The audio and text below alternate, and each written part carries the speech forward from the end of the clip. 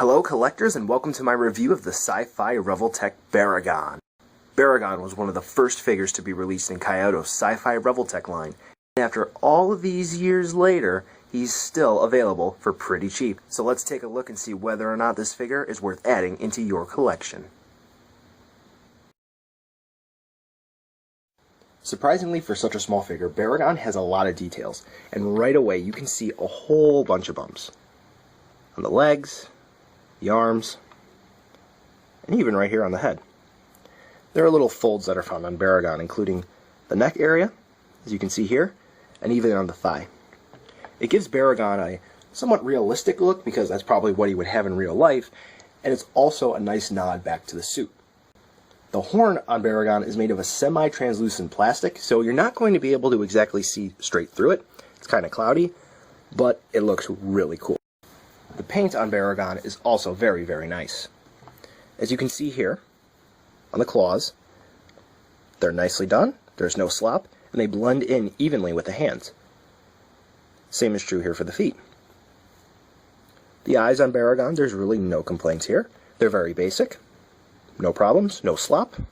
Could be done probably overall a little bit better, as in terms of higher quality, but hey, that's life. The mouth, surprisingly, also has no slop.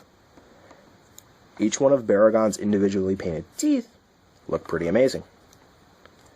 On Baragon's back, there is this nice spray here that's sort of brownish, grayish color, and it really does make Baragon look like he just popped out of the ground and onto your shelf. On a final note, there is this subtle blue wash all over Baragon, and it really helps to make each bump look higher and every fold look deeper.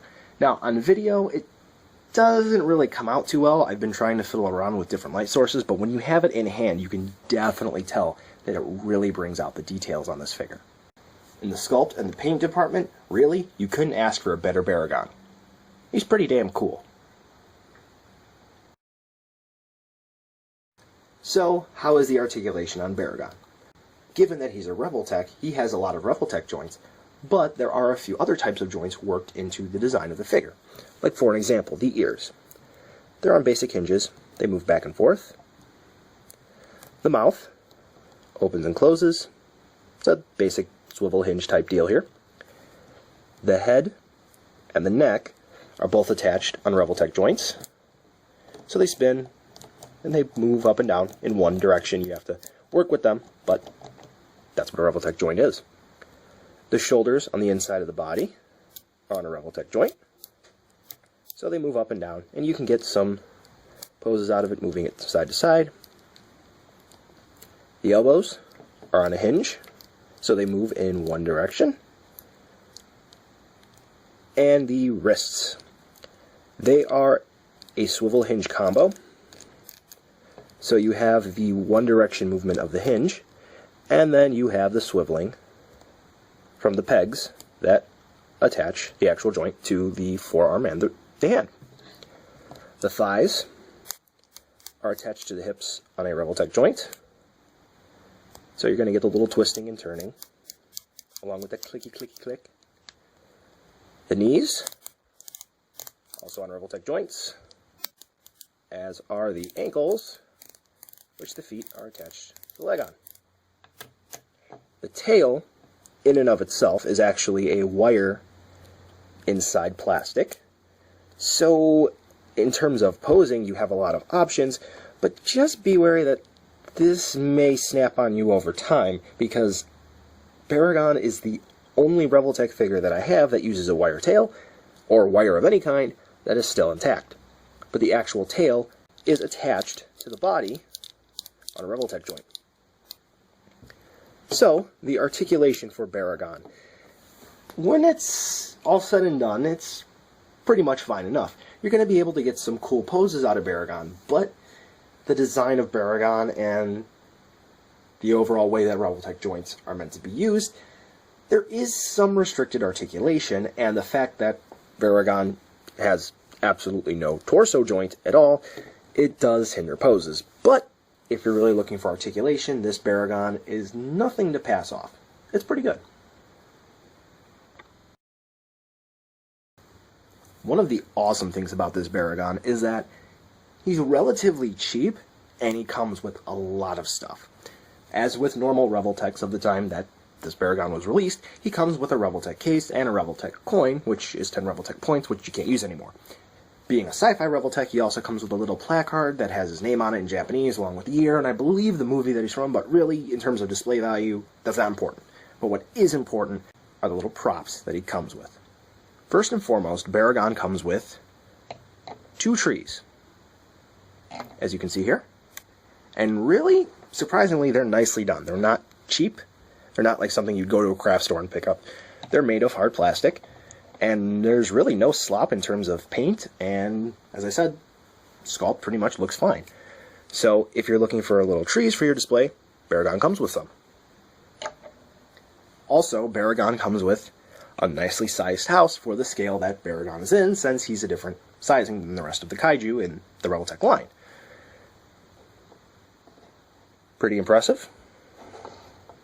Stands up fairly well. You can have Baragon towering over, or you can have him attacking the house as such. Yeah, okay, cool. Door doesn't open, though, in case you were wondering. And finally, the best accessory any figure ever can come with. Are you ready? Hold on. Wait for it.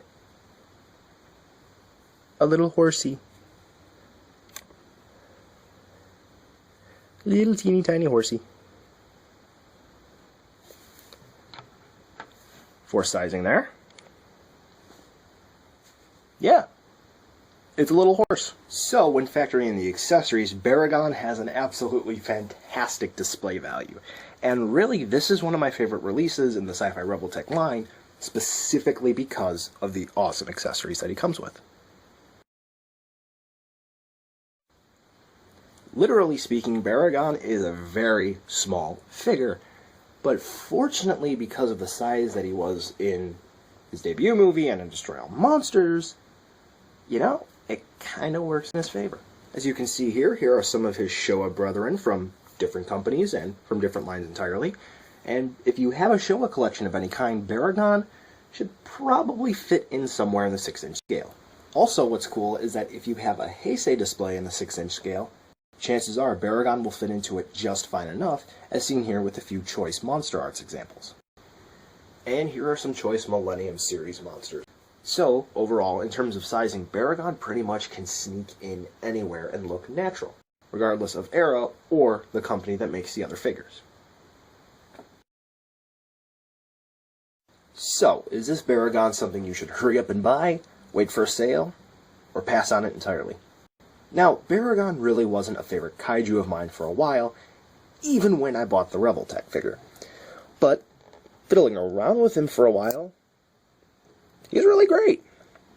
The sculpt is really nothing to brush off, and the articulation is fine enough for me.